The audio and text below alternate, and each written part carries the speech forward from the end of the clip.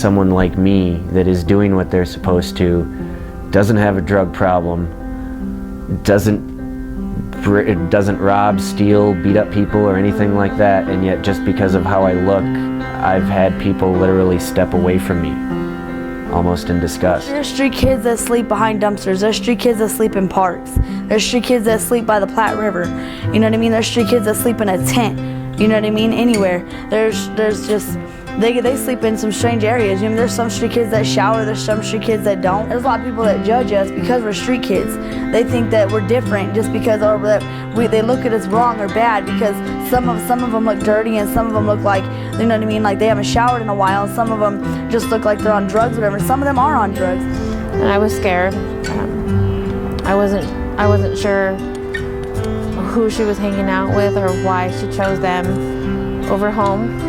So we called the police again, and I came down to the mall, and the cop I spoke to painted this horrible, horrible picture of these kids down here, and I just thought she was with the devil, the way they made it sound.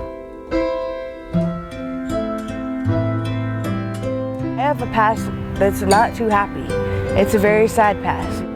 You know, I had a lot of abuse in my past, and my parents, they gave up, so I left.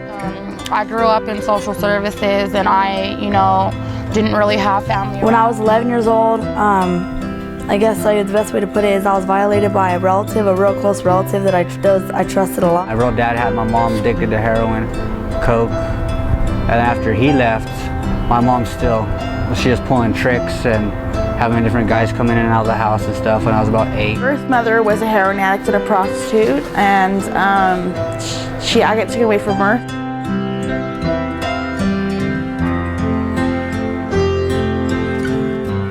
A lot of people don't understand kids' situations.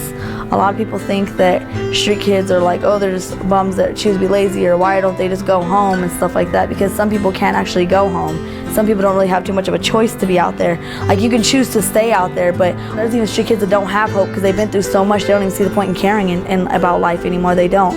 They've been through so much that it's like, why should I care? And then they don't realize there's still hope. They just give up so easily. Or maybe they've been through so much in trauma that they just don't care anymore. We have a tent that we live in by a river. Like, that's our house, and we love it to death. Like, that's all we have. You know what I mean?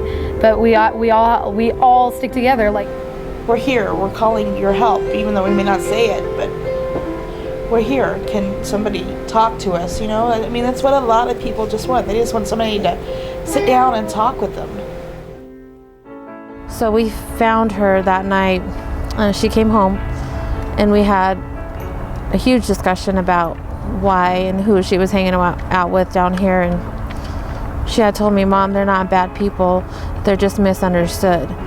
And she had told me, if you don't believe me, come with me, meet them. And I said, okay. I didn't hesitate. And we came down to the mall, and I met her friends, and they're just a group of kids who have issues. And while I'm sitting there, I watch people walk past them like they weren't there. And it's like, if you see a homeless kid on the streets, I mean, it's not normal. Homeless and kids shouldn't be in the same sentence. And I feel a lot of people think that they're here because they're bad kids. And that's not always the case. I mean, they're there for whatever reason, but they shouldn't be there. And people shouldn't just turn their cheek and walk the other way. It's really, really sad that we judge them the way we do, and people don't want to help. people got to see that we're not just hobos and homeless people that stink sometimes, and Homeless people are some of the most giving people you will ever see. But I'm a very funny person, I love it. Dream about becoming the best massage therapist there is, or a football player. I love to work, I love to dance, I love to just be myself, hang around with friends, go bowling, talking to people, meeting new people, cooking, I love to cook.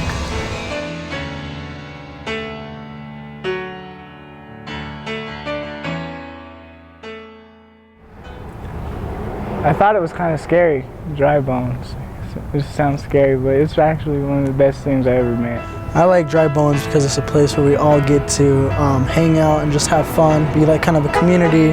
I think it really brings people together. Some people who don't have much money, it's a time and place for us to just have fun. And I like it because bowling does bring us all together, so it's really fun. It's like a family to me, of where I can talk to them whenever I want about anything, and they never judge me, never. Now that I'm older, you know, my mom doesn't have food and stuff, and I have Matt and Nikki and everyone in Dry Bones helping us out, you know, like with whatever they can. It's kind of helpful, it's nice. What Dry Bones is to me is basically a place to go where you always have an ear to listen. You always got smiling faces. You can go bowling and just have a fun time, and afterwards they always have a really good meal. A lot of kids just need someone there to listen and be there for them. And you know what? Dry Bones is there for me, and they listened. Sometimes that's all a kid needs. Quickly, right away, they set me up with people that I could know, people that were good for me and everything. Like, they didn't judge me on what I had on my rap sheet. They didn't judge me on the fact that I was 14 years old and I was a runaway. They still supported me no matter what. I had food every time I went to Dry Bones. They took care of me. I got clothes from them, shoes, socks, even underwear. Like, and I met so many people from Dry Bones. Like, I don't know, Dry Bones changed my life around, and like I see the fact like they're able to come around here. They're able to accept anybody in their lives and accept them for who they are. Just a little bit of, you know, I love you and you can do it. I think it means a lot to them, and they wouldn't have that if it wasn't for Dry Bones.